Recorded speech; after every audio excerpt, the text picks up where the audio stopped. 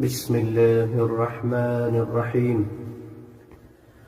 الحمد لله الذي أنزل على عبده الكتاب ولم يجعل له عوجا قيما لينذر بأسا شديدا من لدنه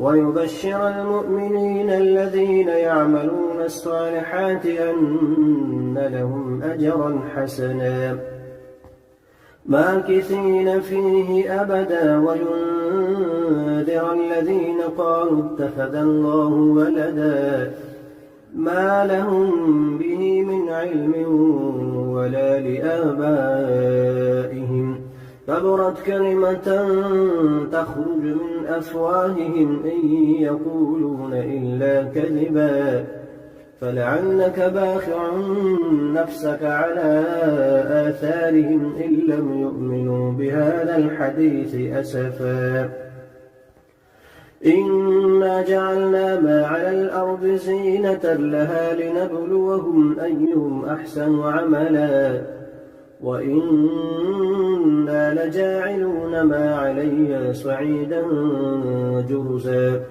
أم حسبت أن أصحاب الكهف والرقيم كانوا من آياتنا عجبا إذ أوى الفتية إلى الكهف فقالوا ربنا آتنا من لدنك رحمة وهيئ لنا من أمرنا رشدا وضربنا على آذانهم في الكهف سنين عددا ثم بعثناهم لنعلم أي الحزبين أحسن ما لبثوا أمدا نحن نقص عليك نبأهم بالحق إنهم فتية آمنوا بربهم وزدناهم هدى وربطنا على قلوبهم إذ قاموا فقالوا ربنا رب السماوات والأرض لن ندعو من دونه إلها لقد قلنا إذا شططا هؤلاء قومنا اتخذوا من دونه آلهة لولا يأتون عليهم بسلطان بين فمن أظلم ممن افترى على الله كذبا وإذ اعتزلتموهم وما يعبدون إلا الله فأووا إلى الكهف ينشر لكم ربكم من رحمته ويهيئ لكم من أمركم مرفقا وترى الشمس إذا طلعت تزاور عن كهفهم ذات اليمين وإذا غابت تقرضهم ذات الشمال وهم في فجوة منه ذلك من آيات الله من يهد الله فهو المهتد ومن يضلل فلن تجد له وليا مرشدا وتحسبهم أيقاظا وهم رقود ونقلبهم ذات اليمين وذات الشمال وكلبهم باسط ذراعيه بالوصيد لو اطلعت عليهم لوليت منهم فرارا ولملئت منهم رعبا وكذلك بعثناهم ليتساءلوا بينهم قال قائل منهم كم لبثتم قالوا لبثنا يوما أو بعض يوم قالوا ربكم أعلم بما لبثتم فابعثوا أحدكم بورقكم هذه إلى المدينة فلينظر أيها أزكى طعاما فليأتكم برزق منه وليتلطف ولا يشعرن بكم أحدا إنهم إن يظهروا عليكم يرجموكم أو يعيدوكم في ملتهم ولن تفلحوا إذا أبدا وكذلك أعثرنا عليهم ليعلموا أن وعد الله حق وأن الساعة لا ريب فيها إذ يتنازعون بينهم أمرهم فقالوا بنوا عليهم بنيانا ربهم أعلم بهم قال الذين غلبوا على أمرهم لنتخذن عليهم مسجدا سيقولون ثلاثة رابعهم كلبهم ويقولون خمسة سادسهم كلبهم رجما بالغيب ويقولون سبعة وثامنهم كلبهم قل ربي أعلم بعدتهم ما يعلمهم إلا قليل فلا تمار فيهم إلا مراء ظاهرا ولا تستفت فيهم منهم أحدا ولا تقولن لشيء إني فاعل ذلك غدا إلا أن يشاء الله واذكر ربك إذا نسيت وقل عسى أن يهديني ربي لأقرب من هذا رشدا ولبثوا في كهفهم 300 سنين وازدادوا 9 قل الله أعلم بما لبثوا له غيب السماوات والأرض أبصر به وأسمع ما لهم من لدونه من ولي ولا يشرك في حكمه أحدا واتل ما أوحي إليك من كتاب ربك لا مبدل لكلماته ولن تجد من دونه ملتحدا واصبر نفسك مع الذين يدعون ربهم بالغداة والعشي يريدون وجهه ولا تعد عيناك عنهم تريد زينة الحياة الدنيا ولا تطع من أغفلنا قلبه عن ذكرنا واتبع هواه وكان أمره بسم الله الرحمن الرحيم لا أقسم بهذا البلد وأنت حل بهذا البلد ووالد وما ولد قد خلقنا الإنسان في كبد يغاث بماء كالمهل يشوي الوجوه بئس الشراب وساءت مرتفقا إن الذين آمنوا وعملوا الصالحات إنا لا نضيع أجر من أحسن عملا أولئك لهم جنات عدن تجري من تحتهم الأنهار يحلون فيها من أسابر من ذهب ويلبسون ثيابا خضرا من سندس واستبرق متكئين فيها على الأرائك نعم الثواب وحسنت مرتفقا واضرب لهم مثلا رجلين جعلنا لأحدهما جنتين من أعناب وحففناهما بنخل وجعلنا بينهما زرعا كلتا الجنتين آتت أكلها ولم تظلم منه شيئا وفجرنا خلالهما نهرا وكان له ثمر فقال لصاحبه وهو يحاوره أنا أكثر منك مالا وأعز نفرا ودخل جنته وهو ظالم لنفسه قال ما أظن أن تبيد هذه أبدا وما أظن الساعة قائمة ولئن رددت إلى ربي لأجدن خيرا منها منقلبا قال له صاحبه وهو يحاوره أكفرت بالذي خلقك من تراب ثم من نطفة ثم سواك رجلا لكن هو الله ربي ولا أشرك بربي أحدا ولولا إذ دخلت جنتك قلت ما شاء الله لا قوة إلا بالله إن ترني أنا أقل منك مالا وولدا فعسى ربي أن يؤتيني خيرا من جنتك ويرسل عليها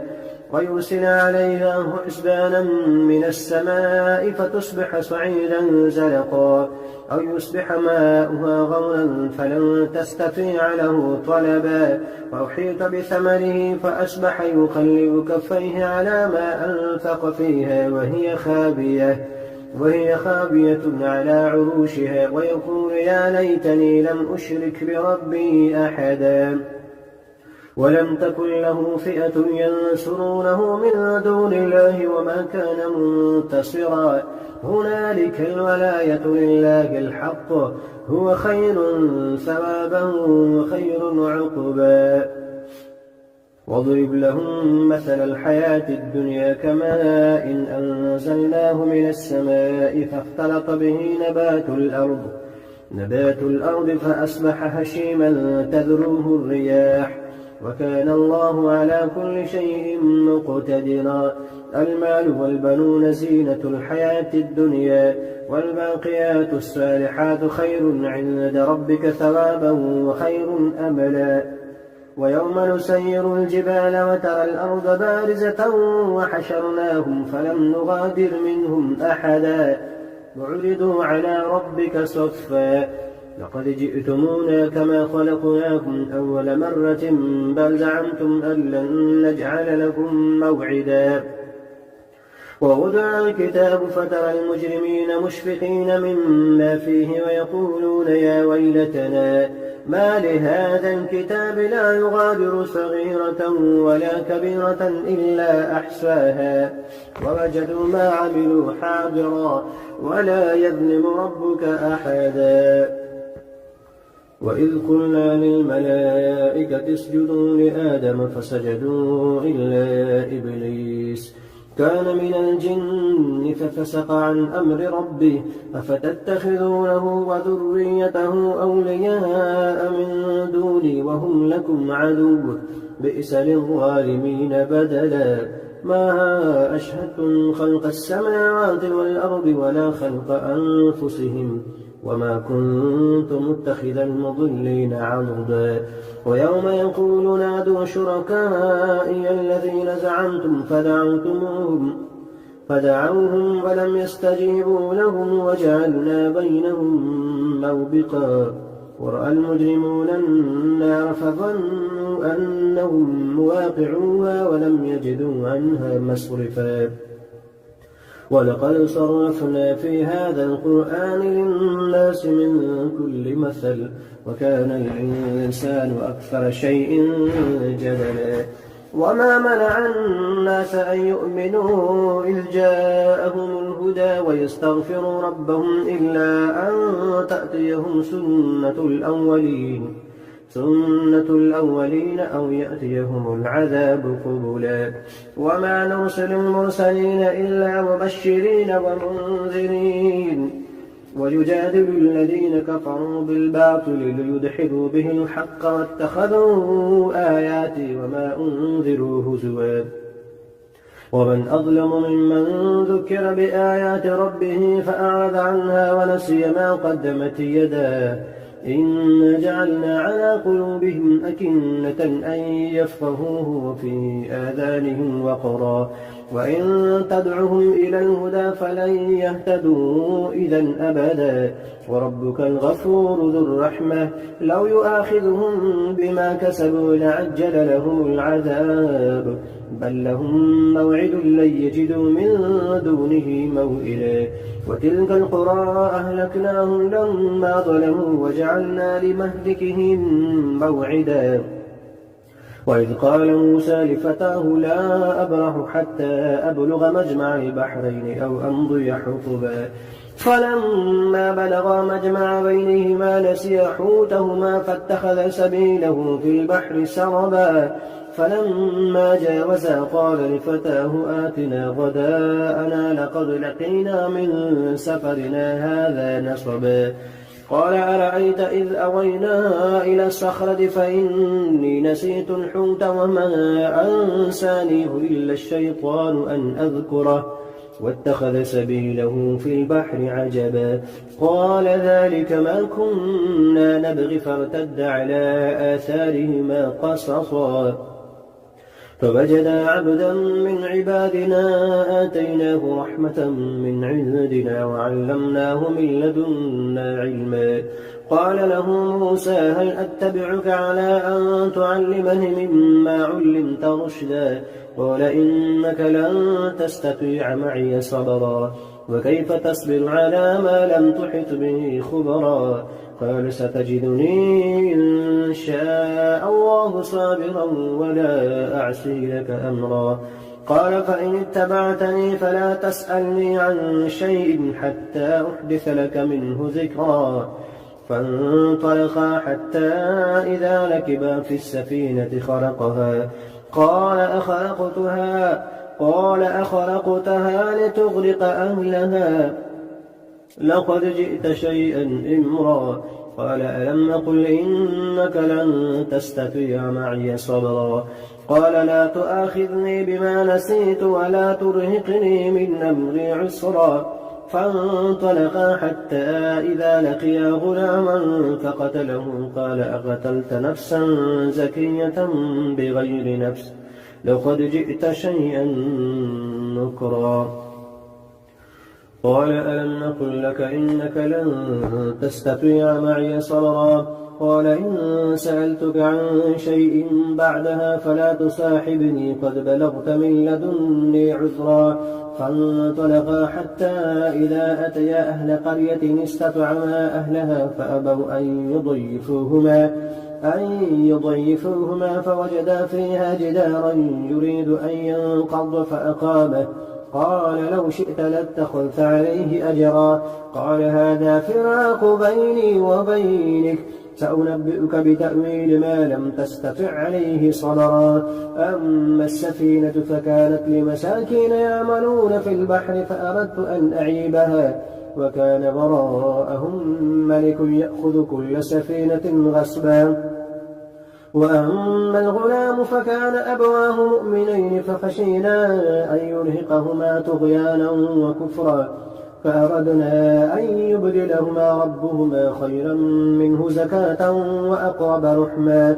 وأما الجدار فكان لغلامين يتيمين في المدينة وكان تحته كنز لهما وكان أبوهما صالحا فأراد ربك أن يبلغا أشدهما ويستخرجا كنزهما رحمة من ربك وما فعلته عن أمري ذلك تأويل ما لم تستطع عليه صبرا. ويسألونك عن ذي القرنين قل سأتلو عليكم منه ذكرا.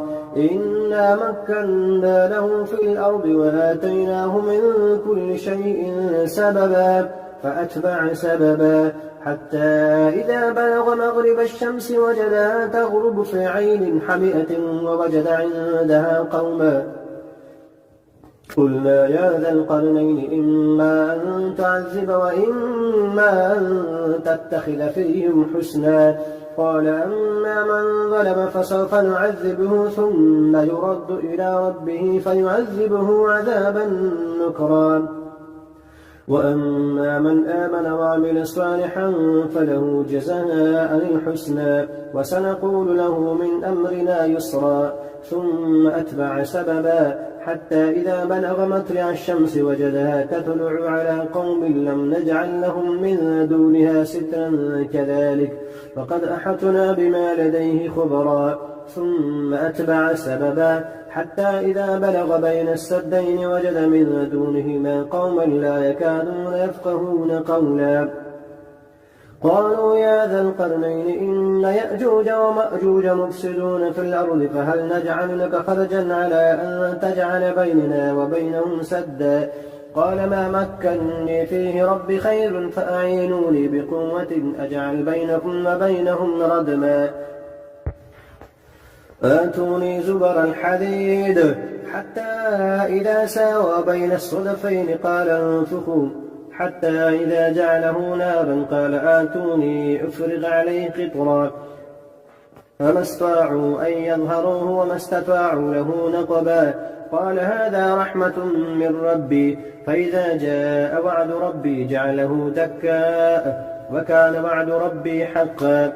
وتركنا بعضهم يومئذ يموج في بعض ونفخ في السور فجمعناهم جمعا وعرضنا جهنم يومئذ للكافرين عرضا.